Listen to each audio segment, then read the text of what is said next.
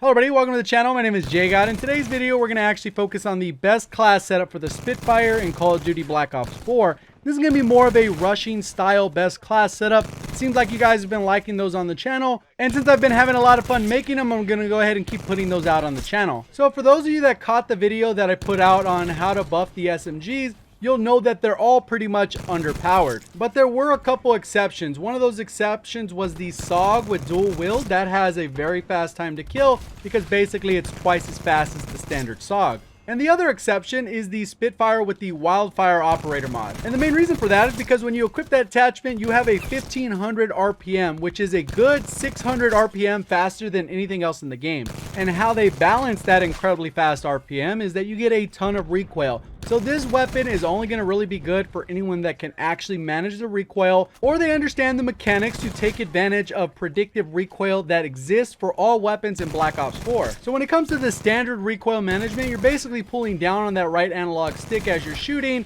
Obviously there's a little bit of strafing going on for that side to side, but generally you're pulling down to make sure you can actually handle that recoil. But when it comes to the Spitfire and its operator mod, you're going to get a lot of side to side, and it's going to shoot up as high as possible because of that 1500 RPM. So personally, I don't think it's enough just to pull down on that right analog stick to control the Spitfire with the Wildfire Operator mod. I think you need to take advantage of the predictive recoil trick. So pretty much how that trick works is every time you pull the trigger, it's going to restart that predictive recoil pattern. And the easiest way to manage this trick is to pull the trigger for about 15 rounds, release it for a millisecond, then pull the trigger again. It will bring down your overall RPM slightly, but if you're still at like 13 to 1400 RPM, what does it matter if you're landing more shots? So there's just a couple tips I thought I should point out when it comes to the Spitfire with the Wildfire Operator mod. Now let's go ahead and get into the Spitfire best class setup so you guys will be able to check that out. And then I'll do that gameplay breakdown so you have a better idea on how to actually use this class. Also, just as a reminder for anyone that enjoys my video, please remember to hit the thumbs up and subscribe with notifications on if you haven't done so already. So the class setup is overall pretty simple. I think there are other great ones out there, but I'm going to focus specifically on the one with the Wildfire Operator mod. So that's the first attachment. You're going to want to make sure you equip that, and you got to go to your wild cards and put on that primary operator mod so you'll be able to equip the Wildfire. Next up, you want to make sure you have a hybrid mag so you get that extra ammo. Even though that was nerfed, you're going to burn through ammo rather quickly. And the next attachment I use is FMJ, and I actually use it for two different reasons, because SMGs generally have low wallbang potential. So if you're shooting someone through an object, you basically get no hit markers if you do not have FMJ equipped. And the second reason is because, in case you guys didn't know, with the lower damage profile for pretty much every SMG, if someone is running body armor, it's going to take an additional 1 or 2 shots to kill at pretty much all ranges. Then, like I've mentioned with my other rushing classes, stim shot is definitely a good way to go. Scavenger, because you're going to be burning through ammo with those additional gunfights. Gung Ho, since it can actually function like a form of quick draw. And then obviously Dead Silence is my go-to, just because I don't like hearing my own footsteps or have to worry about someone else running an acoustic sensor. So now let's go ahead and jump into the aspects that'll actually help you improve. We'll go ahead and talk about positioning, map awareness, looking at the mini map, overall spawns, just different types of things that actually influence how well you do in every single match. So this is not going to be rushing blindly around the map. This is going to be rushing with that 200 plus IQ. I decided to break down this militia gameplay, even though I had that seaside gameplay that was 30-2, primarily because this is not necessarily a rushing map, and overall I felt like I was a little bit faster in this gameplay despite getting knifed by this guy multiple times. So overall, you can see the way the spawns lay out on this map. There's not a ton of them. There are a few offshoot, but this is pretty much how a majority of the spawns are, about 99% of the time. You're going to have that low spawn on the southwest where I just spawned in, and the opposite spawns in that little valley on the northeast. There's actually a few different issues you're going to run into when you play as a rusher. One is people who knife that can instantly just kill you. Even though I was bursting him, I even went to go check my connection. You're going to run into those. You're going to run into people shotgunning, using the knife, or even possibly going for specific challenges. So a lot of times you're going to put yourself at a disadvantage when you run up against those people, especially since the strategy to counter those types of players would be to do the exact opposite of what you do when you rush. Normally you'd want to slow it up a bit or switch to a weapon that has a little bit longer range profile. So I know it doesn't look like a very good match, and I'm going to die right here as I run into this church. It ends up being a 2v1 and not a good position that I ended up being in, since I ended up having to adjust for this sniper that was coming around the corner. So now that I've gotten a majority of my deaths out of the way, you're going to see that I start to chain together little kills. And a lot of times when you're rushing, you get into rhythms. Versus if I was just to post up, play smart, I probably would have already got full streaks. So like I said in the previous video, it's always going to be a trade-off between that score per minute and overall KD. So right here, I ended up taking that 2-player engagement. I tried a heal before this third guy came around, and it didn't work out. I only died like 2 more times in the entire match. So stick with me, there's still about 74 kills left. So I can see that there's a lot of my teammates in this building. So I gotta be strategic. You can see a lot of the enemies are pushing to that middle section of the map. Coming around, a lot of my teammates are just hugging each other over there. So all I'm trying to do is trying to push around the outside of the map, see if I can get any information. I knew this guy was right there because when he jumped up on the mini-map, I was able to see his little red dot. Right here, the guy was coming through, about to take out my teammate. I decided to jump out and to jump into action. Looks like there are people around this church side. I go ahead and try and close that distance so I can move around a little bit faster. My teammate's kind of camping in there. As I come around, this guy tries to sneak up. I use my grab slam to counter that dude. And luckily that knifer turned around before he had the opportunity to kill me. And right now I know that a lot of enemies are going to be flooding in through this front left. I do have all my teammates on the far end of the map, so I'm kind of in a no man's land. I need a UAV before I can actually move forward. This is a very smart position because I have a good peripheral vision. I can take out that first guy, peek to the left where I'd expect people to be, and then kind of rotate back to where my teammates are and where I saw the little red dot.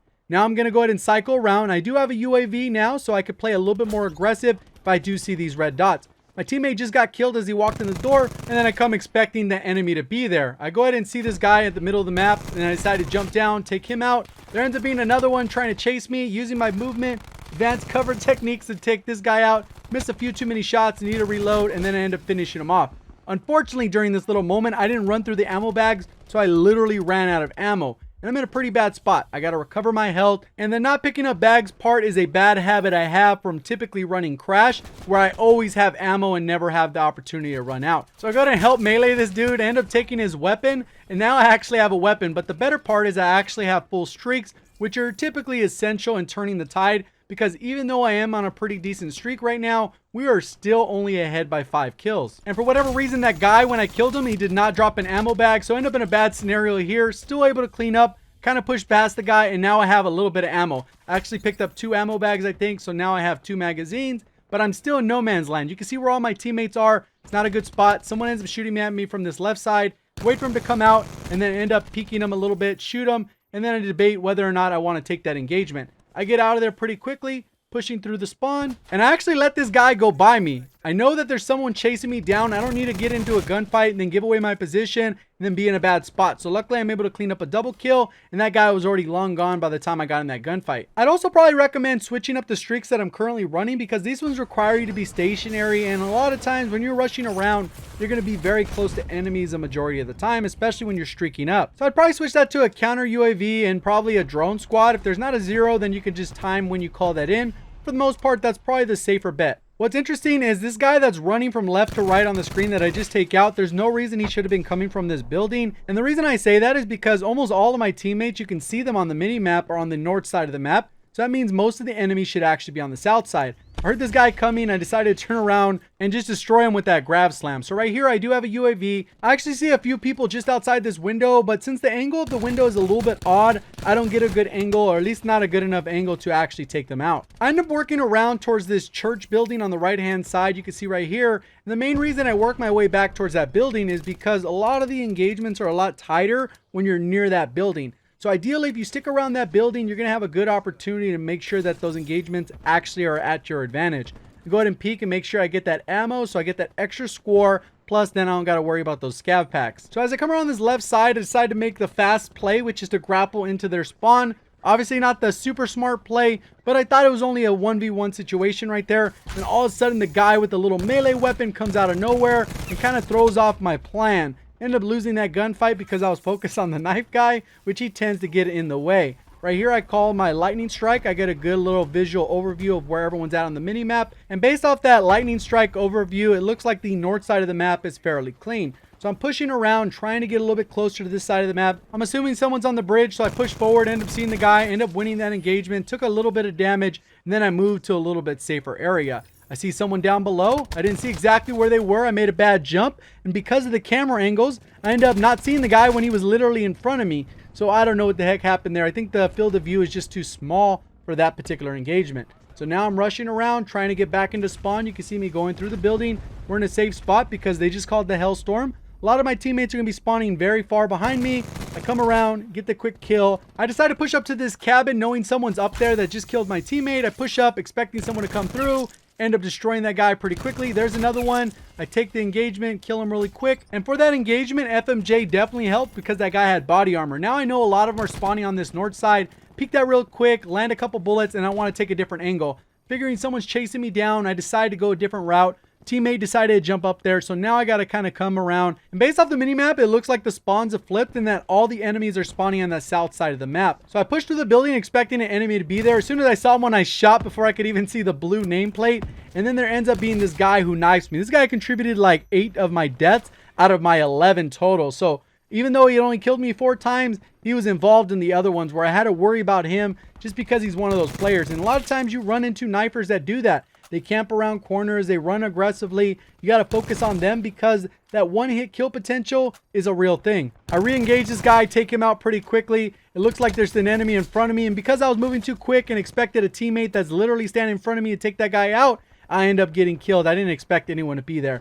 So I see that there's a lot of them in this spawn area. I decide to push aggressively. There's only 6 kills left, so I go ahead and push guys on the bridge, and it looks like a few of them are probably spawning in this general area. They could be coming out and moving from the right of me to the left, and as I'm coming around, it looks like a few of them are in church. So now I got to go ahead and kind of push around, see if I can get there quick as possible. There are a few on this backside, so all I'm trying to do is see where people are at, and then as I come around, there's a guy just posted up, and then I pretty much grab slammed him. I know this video had a few more deaths than normal, but let me know down in the comment section below. Do you prefer more of these real style gameplays where I actually have the normal amount of deaths and maybe have like a 4 or 5 KD? Or would you rather me just almost go flawless like most of the gameplays I upload to the channel? Let me know down in the comment section. If you enjoyed the video, hit the like button. If you're brand new, make sure you do subscribe with notifications on so you can find your way back to the channel. Appreciate all the support. Thank you for watching. As always, have a great day.